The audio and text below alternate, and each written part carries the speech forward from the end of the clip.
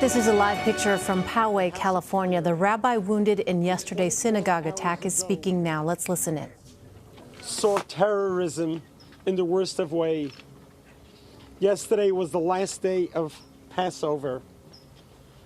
Passover, we celebrate our freedom, our independence from slavery. Yesterday was the day that we came together for memorial service for those from the past generations. My wife and I came here 33 years ago. This was an empty piece of land. I was 24 years old, she was 20 years old. We dedicated our life to do good for humanity. We built this community center with the help of all of our members and our supporters and our philanthropists. It was no easy task.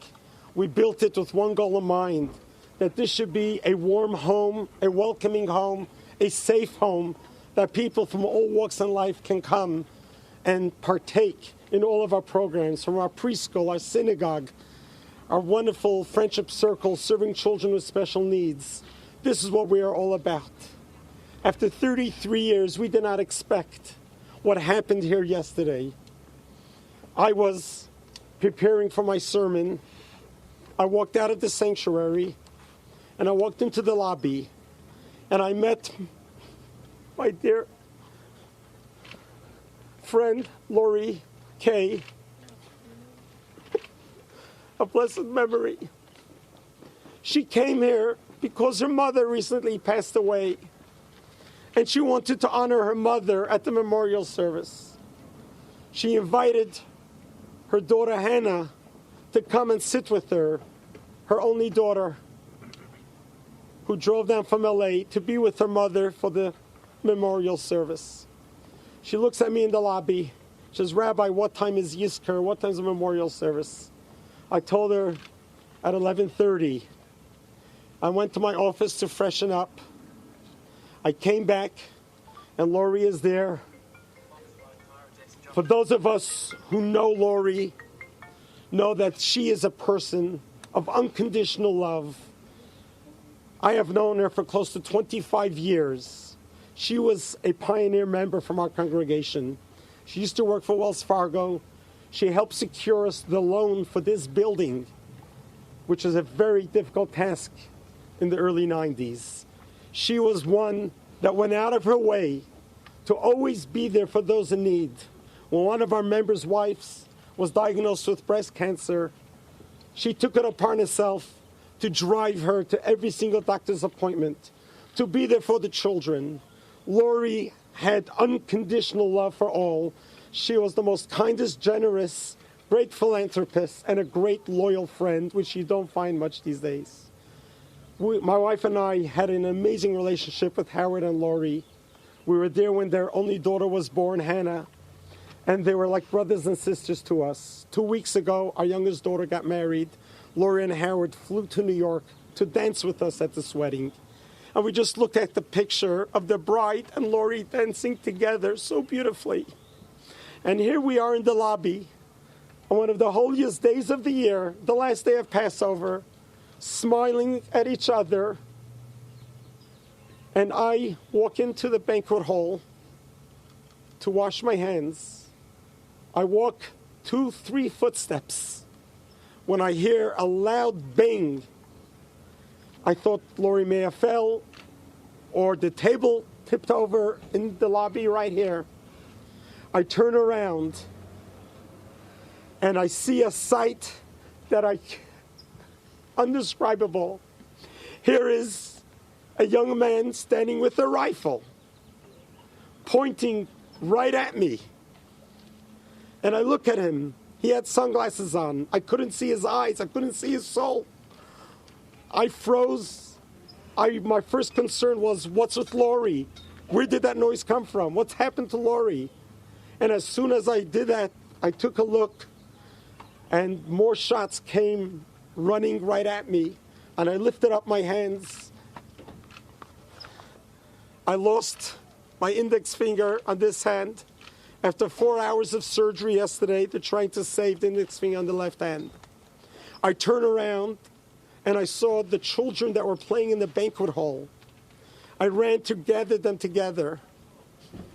My granddaughter, 4.5 years old, sees her grandpa with a bleeding hand, and she sees me screaming and shouting, "Get out, get out!" She didn't deserve to see her grandfather like this. I ushered all the children out. Mr. Almog, Israeli war veteran, who's only too familiar with these types of scenes, ran into the banquet hall, gathered more children. He got a bullet in his leg, risking himself to save the children. And little Noah Dahan was hit by shrapnel in her leg and very close to her eye. And thank God Almog is well, and Noah has been discharged from the hospital, and they are in recovery. Miraculously, just miraculously, the gun jammed. And in attendance at the synagogue, there was a Border Patrol off-duty agent, Mr. Jonathan Morales, who recently discovered his Jewish roots.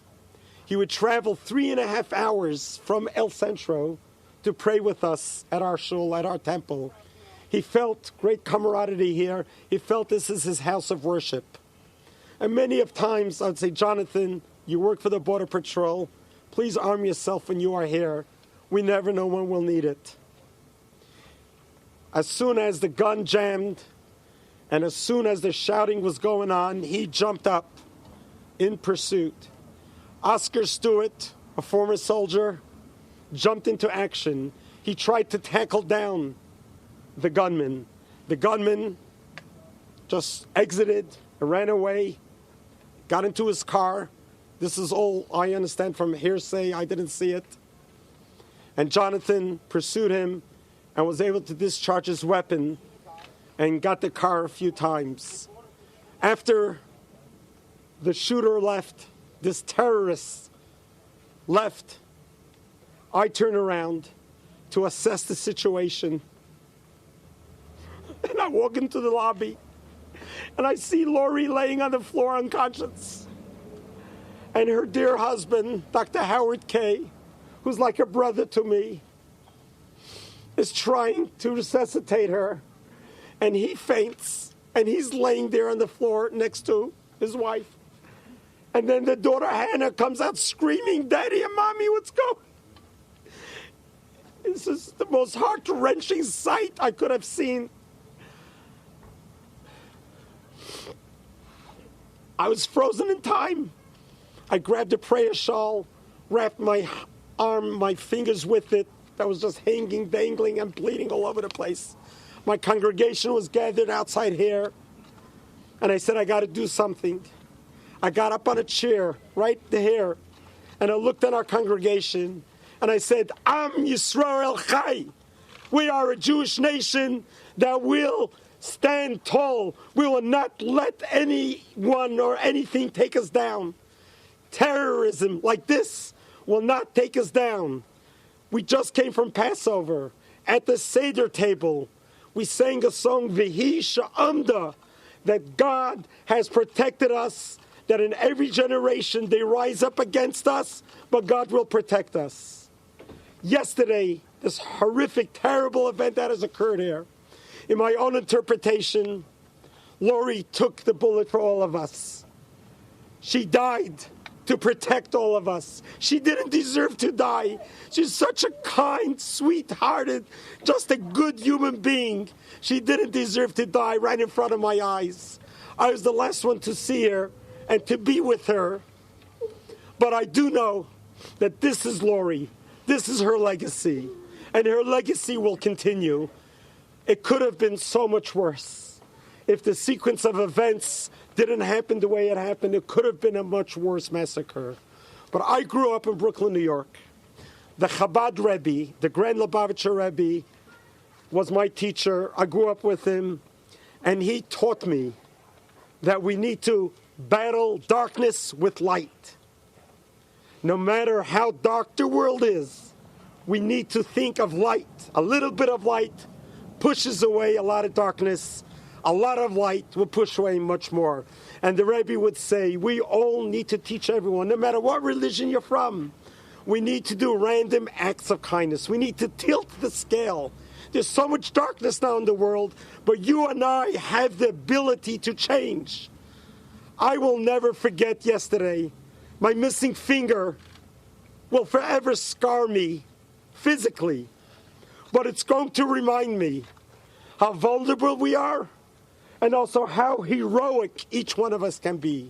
We're all created in God's image. We are all partners in creation.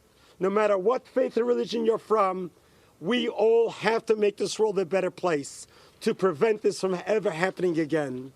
And to this, I want to thank our dear mayor. I have been in Poway, living here my whole life since I got married. Our children grew up here. Now our grandchildren are growing up here. This is literally, I felt, my safest place. Growing up in Brooklyn, New York was not a very safe place. I came to Poway because I knew it was a very safe place. And it still is the safest place.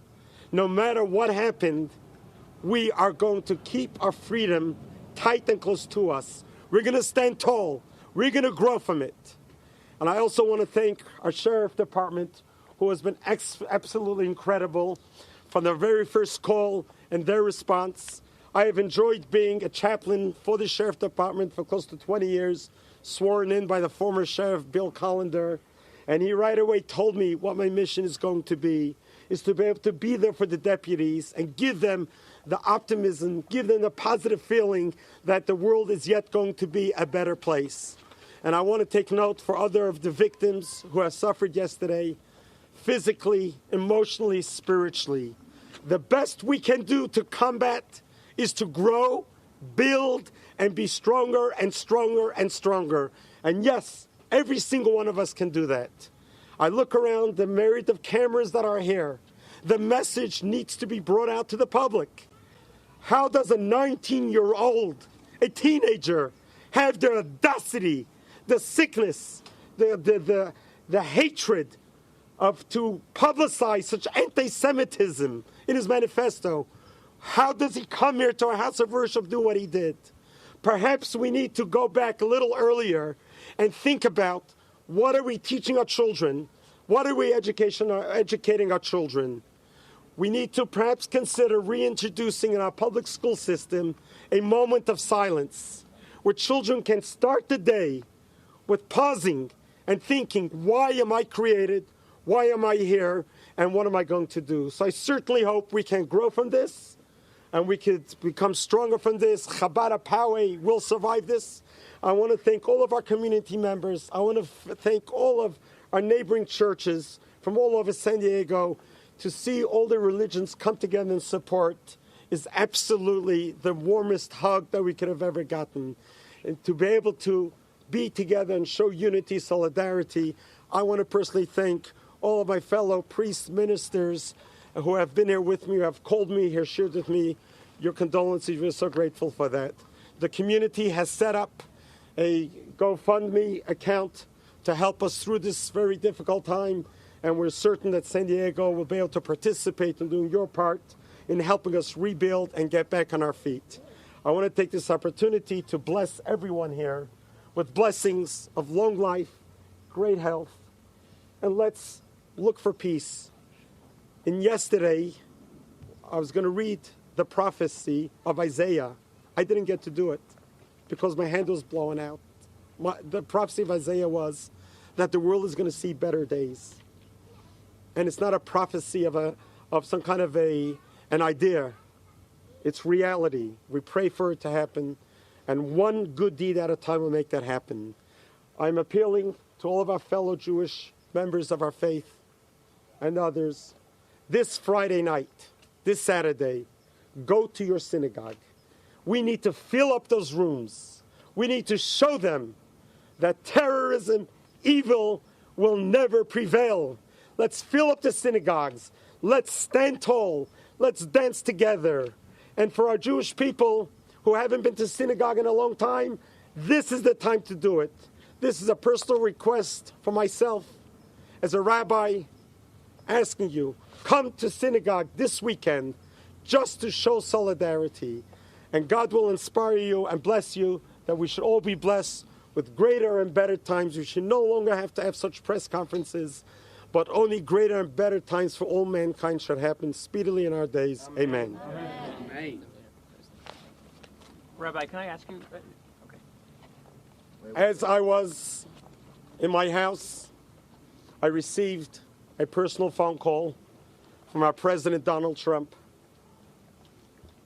I was amazed to answer the phone and say the Secretary of the White House is calling. And he spent close to 10-15 minutes with me on the phone. It's the first time I've ever spoken to a President of the United States of America. He shared with me condolences on behalf of the United States of America. And we spoke about the moment of silence. And he spoke about his love of peace and Judaism and Israel. And he was just so comforting that I'm really grateful to our president for taking the time and making that effort to share with us his comfort and consolation. And I'm open for any questions. You said before that this could have been much worse. Can you expand on that? Well, is this the idea if the gun had not jammed? I mean... Well, I'm not an expert in this field, but for what I have observed, that he was standing right there in the lobby. He was aiming at me in the banquet hall, but he could have as easily turned left, gone into the sanctuary where the seats were full for the memorial service, and he could have just used all of his clips that he had, and it could have been such a bloodbath. I don't even want to fathom to think about how that would be, but that's... I think we're going to try to wait with the questions till the end. We're going to hear the comments, and then at the end, if there's time, we'll take some questions. Thank you, Rabbi. Sure.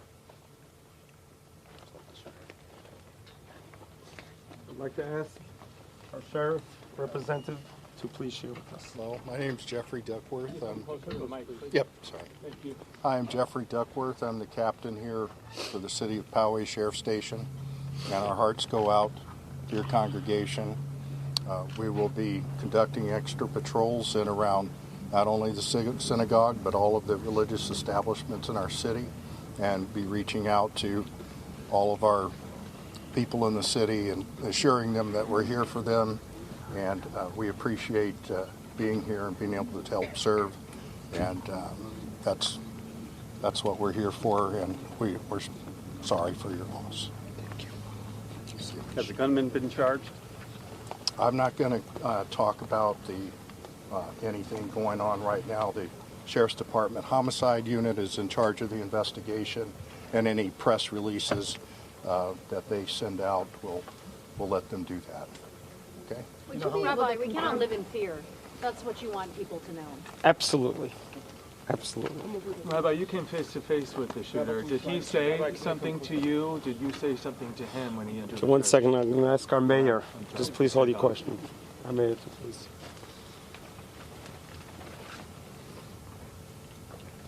We love you. This whole community loves you. And we'll be there with you.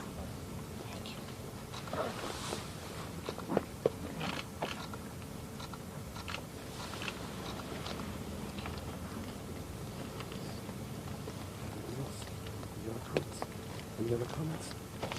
Okay, we'll take two questions. Rabbi, Here, go ahead. Did the shooter say anything as he entered the synagogue, and did you say anything to him in that moment? I did not see him enter. He entered already as I was walking. But when I turned around after the first shot, I didn't hear him say anything. Rabbi, you said that you asked your friend to hold. In the past, is that true? What was that? Our understanding is that your congregation had trained for active shooting scenarios. Is that true? Well, the city of Poway had a conference that I attended, many members of our congregation, where they were talking about the active shooters, how to deal with it. And how did that help you yesterday? Tremendously, because they evacuated so well. We had so many exit doors that it was so effective that people really, they ducked down and they crawled out to safe areas. Rabbi, All right, that's gonna be it for now. Already trying to protect you. Mention the vigil tonight. So I just want to make one announcement for everyone. 7 p.m. at Val Verde Park, there's going to be a candlelight vigil, and you are welcome to attend. Also, tomorrow is going to be the funeral for Mrs. Lori Kay. It's going to be probably the hardest day of my career.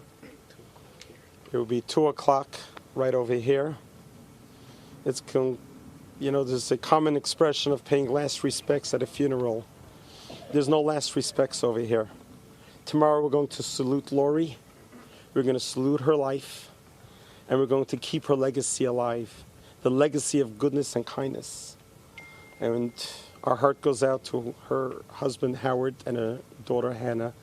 And the show of support from our whole community at large has been exceedingly comforting to them. And I thank you all for that. Thank you, Rabbi. Thank you. Rabbi, thank you for speaking with us. Thank you. Thank you.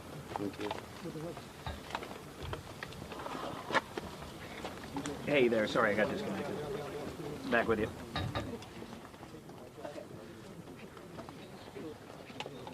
Again, that was supposed to be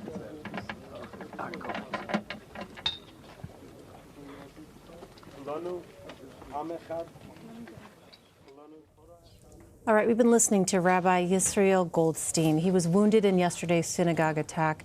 He spoke there, heartbreaking to hear his description as the shooting took place on Saturday. He is among 3 people who was injured. He said this of the woman who was killed, Lori Gilbert Kay. She was 60 years old. He said, "She is a person of unconditional love. I've known her for close to 25 years. She is a pioneer member of our congregation. She is one who went out of the way to always be there for all our members' needs. She had unconditional love for all." Rabbi Goldstein also said that he got a call from President Trump. We're going to continue to monitor events out of Poway, California.